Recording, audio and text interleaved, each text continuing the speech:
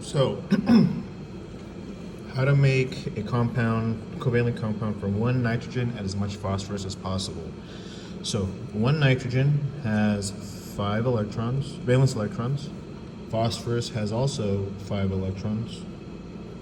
So you see that, like we said, we don't mess with these in pre-AP. However, you'll notice that these are all single electrons.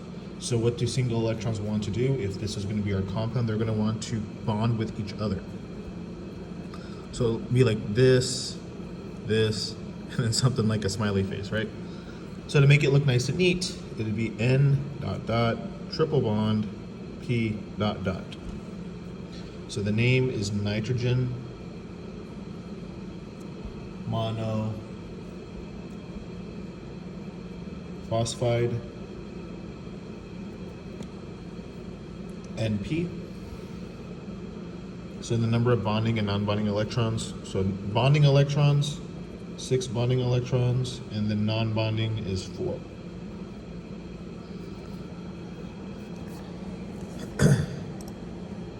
So when you are naming your ionic compounds, so remember that covalent compounds, covalent, non-metal, they get prefixes if they need it.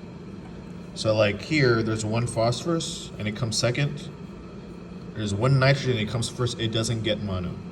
So if there are 2 singles, the second one gets mono, not the first one. That's the way that I sort of kind of remember it. Regarding naming ionic compounds, that's where you do not use prefixes. So for example, you have, let's say, sodium and iodine and strontium and fluorine.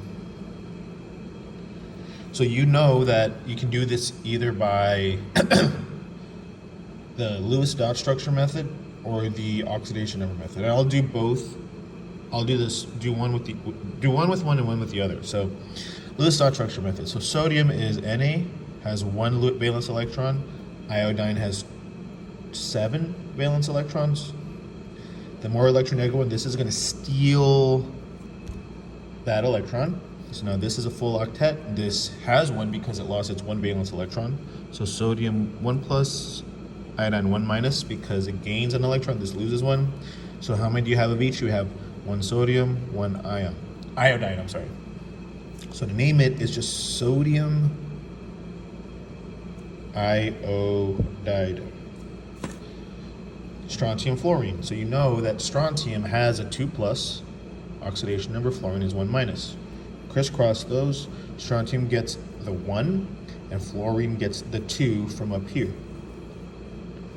So to name this, like we said, if it's ionic, which these are because these are non-metal and metal, there's no prefixes. So this is just strontium fluoride. Okay. Let's say you had a transition metal, and I know that copper has different charges. So I have a copper 1 plus and a Cl, and a copper 2 plus and a Cl. So I crisscross these.